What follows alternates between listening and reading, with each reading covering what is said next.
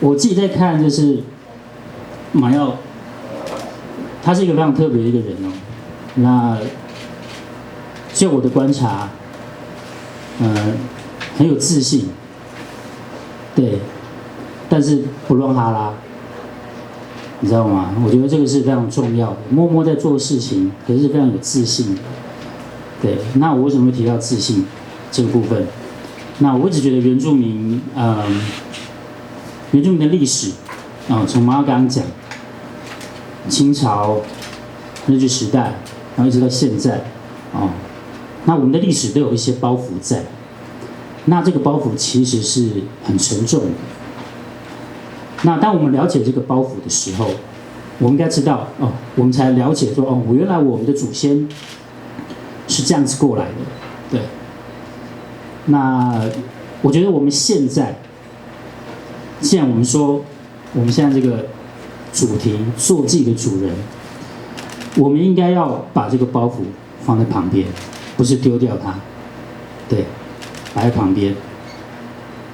然后我们要展现我们的自信，原住民的自信，对，因为这是非常非常重要的事情。因为其实就以前早期的社会，其实原住民是很自卑的，对。那虽然经历过我们这一代，我们这一代其实已经也没有其实没有太大问题。可是就上一代来说的话，那个自卑是存在的。但是我觉得我们应该把这个自卑拿掉，因为太多的自卑会造成你会去武装自己。我们可以武装自己，但是不能太多。我觉得我们要把那个武装或者是那个自卑的部分变成这种自信的表现。这个是最重要的，所以我们才可以大声说：“我是原住民啊，我爱你族的、啊，怎样？”你知道吗？就有这种感觉，而不是那种畏畏缩缩的。对，所以我觉得自信是非常重要的。所以我觉得这次做这个主人，我觉得他这个主题就是非常非常的棒。对，因为我们台湾它就是一个多元文化，有很多不同的人居住在这个岛上。对，但是原住民最早是在这个土地上生存的，那这个东西是要被正视的，这个东西是这样子的历史是要被重视，是存在的。但是为什么就这样子忽略掉、淡忘掉了？这是非常可惜的一件事情。对，那经历那么多的殖民，一直到现在，现在这个时刻，对，如果说有其他的年轻原住民的朋友听到我讲这一番话，其实我觉得你可以稍微的思考一下，就是我们的未来到底是什么东西。我跟你一样啊，就是说住在城市住很久，到大了之后才慢慢开始去寻找我原来的根到底是什么东西。我也是一样，就是一直在摸索。那我自己有时候会常常想说，那我为什么不是从小就不是住在部落？可是上一代的生活，上一代的社会结构就是这个样子。刚胡老师也有讲到，就是说，去跑远洋，我所有的叔叔全部都去跑远洋，你知道吗？那一代的环境就是这个样子。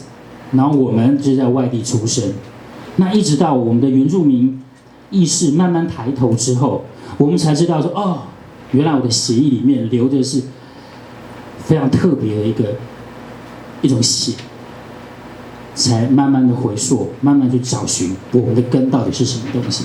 虽然学习的很慢，但是有这个心，我觉得就够了。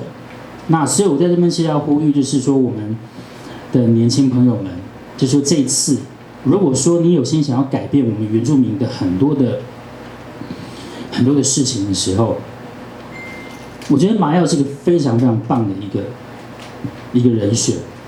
第一，他非常的独立，他不受任何的政党左右。以我那么，你知道那么对汽车的个性，我一定是选这个人啊！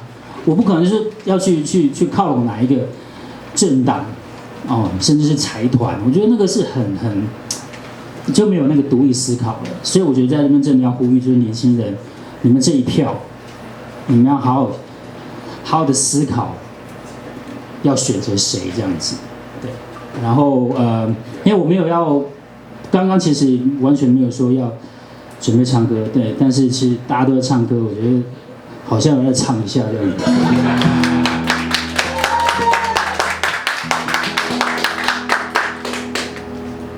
嗨耶嗨耶，然后咿呀那呀哟，那鲁哇那咿呀那呀哟。嗨耶嗨耶，然后咿呀那呀哟，那鲁哇嗨耶，然后咿呀那呀哟。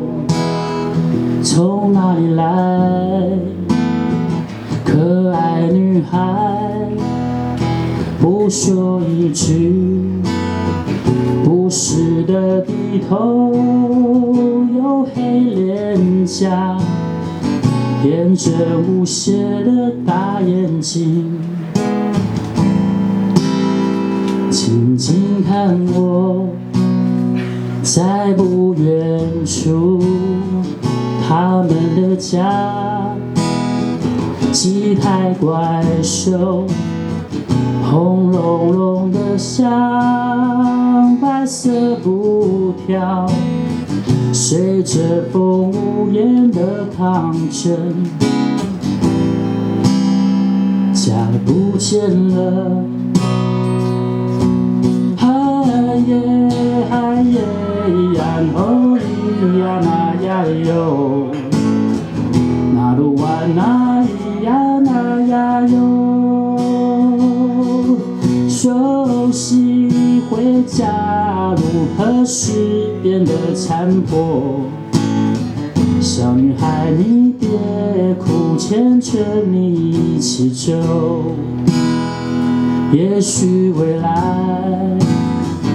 蓝色海洋，也许未来绿色的草原，也许未来这一切全部消失了，会怎样？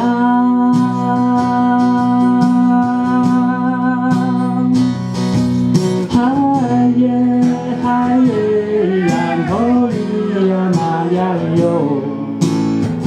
那鲁哇那咿呀那呀哟，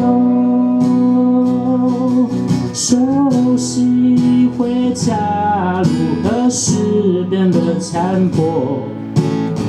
小女孩，你别哭，牵着你一起走。嗨耶嗨耶，然后咿呀那呀哟，那鲁哇那咿呀那呀哟，熟悉回家路和失边的残破。小女孩，你别哭，牵着你一起走。